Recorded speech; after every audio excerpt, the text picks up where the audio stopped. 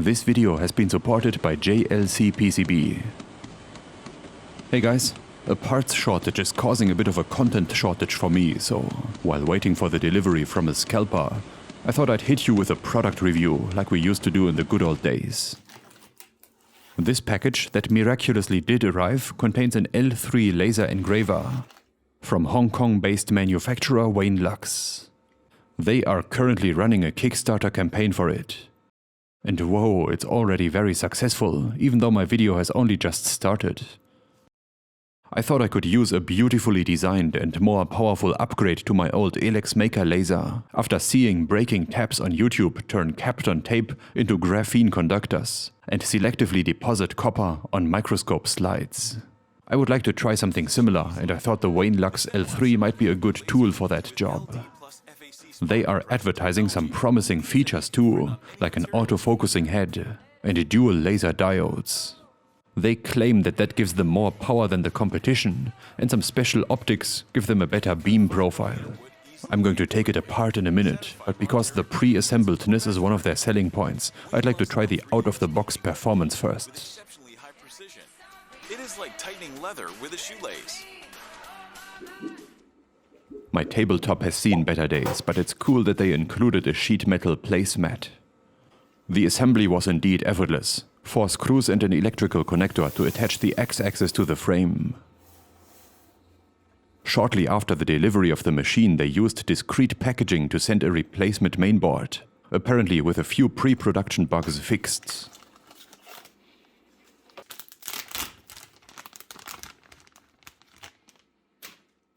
Nice, that means a free STM32 for me. That part has almost a year lead time at the moment. What a nice bribe. Bribe or not, I have to say, the undercarriage is made from plastic and doesn't feel good. The electronic assembly is chaotic but functional. Those are probably just features of a hastily assembled pre-production unit. Economically, it doesn't make sense to mass-produce things with a lot of manual labor involved. So I would trust that the final retail version doesn't have this complicated wiring and hot glue everywhere. With the main board swapped, it's time for the first test. The included power supply can deliver 60 watt. Taking blue laser diode efficiency into account, I think their 10 watt optical output power is possible.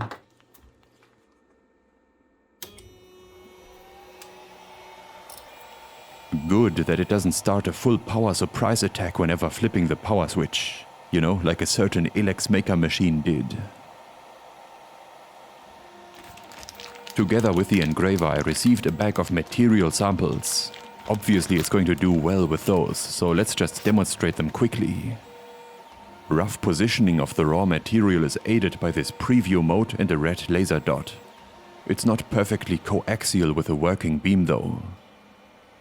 Cardboard is not a challenge, of course. The carving depth setting in the software determines the feed rate. That setting unfortunately has an impact on cut quality and not just carving depth.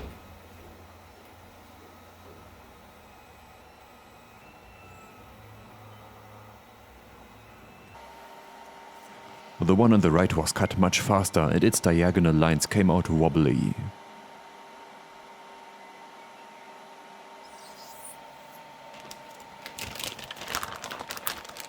2.6mm carbon wood. The autofocus function when pressing that invisible button on top of the head is brilliant. I can't wait to find out how that works. It's a bit slow maybe, all the airplanes are going to be miles away when I'm done focusing on them. This is 20% power and 20% depth, and making the cut is not a problem, of course. Even if the material becomes thicker, there are options for running multiple passes. What I suspect might become an issue is the smoke. I am absolutely getting fumigated over here, so it is extracted to some degree. But it looks more like a side effect of the laser cooling fans rather than a purposeful air assist-like solution. Also, why are the fans slowing down while the laser is active and they are needed the most?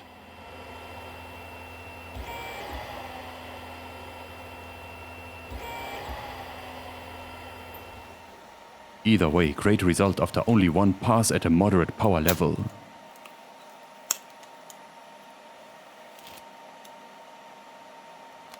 Now it's getting interesting. Finally a real material, none of this perishable biomatter. This appears to be a stainless steel, a poor thermal conductor, and therefore an ideal victim for a low-power continuous wave laser. At a few hundred degrees C, many stainless alloys do in fact start to oxidize and stain. The laser's focal point can reach those temperatures because the metal doesn't conduct away the heat fast enough. That yields another beautiful permanent result. But I wouldn't go as far as calling this laser engraver capable of working with metals, as Wainlux did in their Kickstarter campaign. It's an exception, most metals won't be impressed by this at all.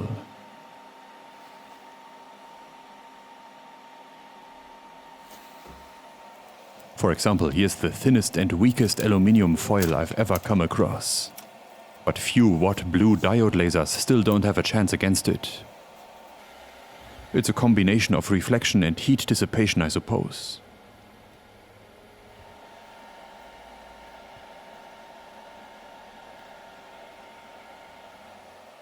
Something that works with aluminium and most few watt lasers? Removing anodizing dye. The laser doesn't hurt the tough anodizing layer, it only removes the color from the pores. It's awesome for labeling and decorating front panels, for example. Let's take a closer look at this line art piece under a microscope. This is 80 micrometer, the Wainlux L3's advertised spot size. I would say the lines aren't much thicker, so technically you could expose some very fine PCB features with this machine. The beam profile, the spot roundness seems to be very good. No matter the orientation, the line thickness remains the same.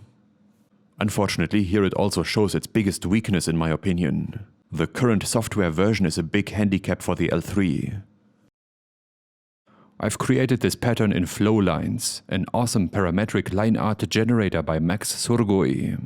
The last time I checked there were no squiggly lines and especially no tight curves in there.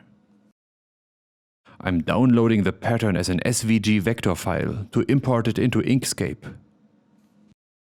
No squiggly lines at this point. Inkscape in turn can convert the vector data into an HPGL plotter file. And that is fundamentally understood by the Wainlux Laser Engraver Java software. See, still no corrupted data, that's awesome. It can resize and reposition the pattern effortlessly in real time.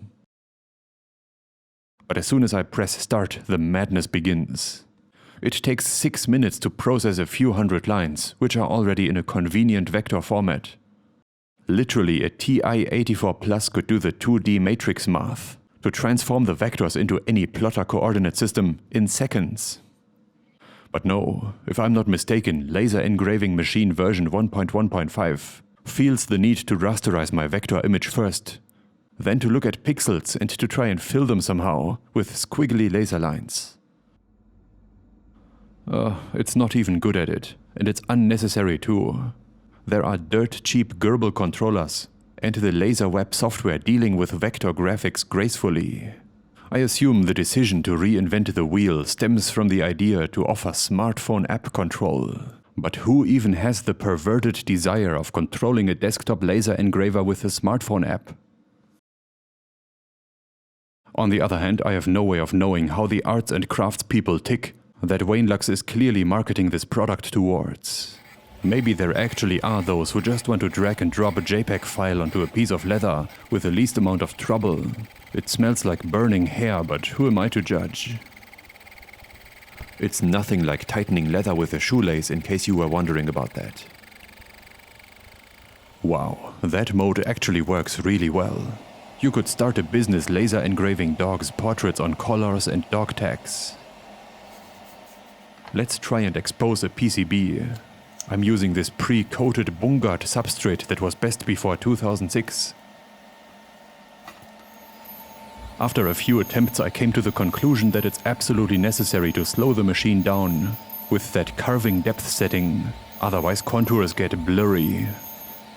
I have to say, this subatomic PCB layout for White Quark's Glasgow Interface Explorer is unfair. Nobody in their right mind would attempt etching such a PCB at home. But if we do get some remotely usable results, we can at least deduct that it's going to work fine for larger structures. I have retired my PCB at home etching setup in all its glorious dirtiness and unreliability a while ago. It just isn't worth doing while our sponsor JLCPCB is offering their fast and reliable prototyping services for only $2.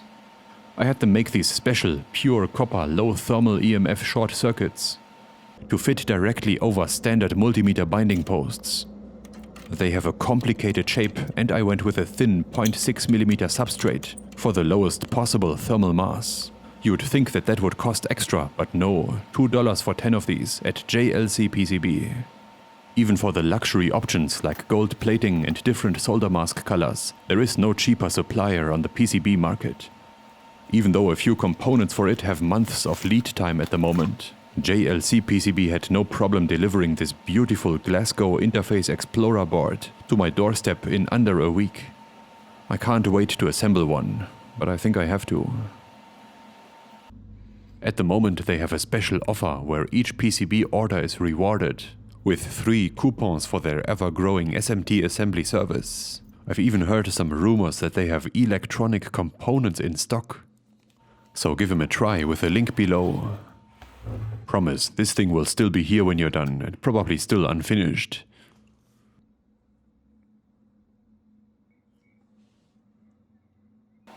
Let's see how the DIY etching of the first Glasgow layer is going. Not great, not terrible. We knew that it would be an unfair challenge. 0.2mm traces and that line printer mode with which the laser loves to engrave images are very difficult parameters. But the 80 micrometer spot size makes it look quite promising. I think as soon as they manage to implement direct vector printing in the software, microscopic structures like these will almost work, and normal everyday PCB features will be effortless. Oops. Also on the to-do list, for our next video I want to cover these mu metal magnetic shielding cans in a double-sided thermal interface adhesive. I'm not planning to put a whole lot of watts through there, or let it go particularly hot. So it doesn't have to be the highest performance stuff. Some double-sided tape probably would have been fine. But I had a lot of this blue stuff left over and the L3 did a good job cutting that. The dimensions of this piece happen to be a whole number, so even the scaling in software worked out well this time. Good job, Wainlux.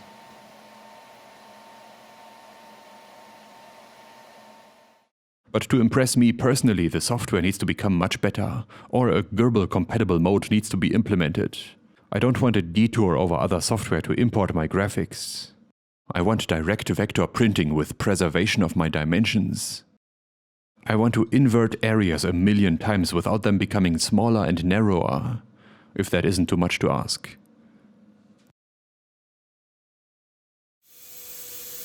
I wanted to give it another chance and let it finish my new black CERN ADC front panels. Those are powder-coated aluminium, so technically no problem for the laser. I don't know why nobody sells black anodized aluminium sheet metal, but these guys were way too shiny and practically begging for some kind of background image in addition to labels. I designed the artwork in a vector format, but then I grudgingly exported and handed it over to Wainlux as a normal JPEG file. Because this line printer mode is just where it performs best at the moment. I made sure to give it the right DPI settings, which it nonchalantly ignored and made it much smaller. But this first test on a scrap piece looks quite nice, don't you think? Now how am I going to scale and position the artwork precisely to fit my CNC machined front panel? I can resize it to the next full millimeter at least, because decimal places aren't allowed in this field. I also love how the dimensions start to flicker when moving the object around, and how they downright change with the zoom level.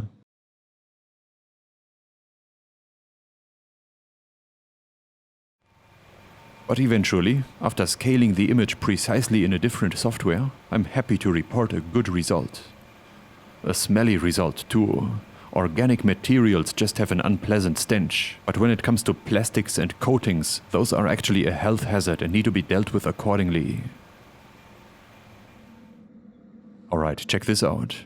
I'm an amateur when it comes to design stuff, but the laser engraving pretty much came out as good as it gets. Against all odds. Here's the reason why I was interested in selective copper plating of non-conductive substrates. I've got a few of these highly thermally conductive alumina ceramic plates. I want copper traces on there to essentially make my own ceramic PCBs. The thermal conductivity would be great for matched resistor networks. And the practically non-existent thermal expansion coefficient of the substrate would match that of SMD resistor base materials precisely. Unfortunately, there are a few problems that make it impossible to apply the breaking taps recipe to this material.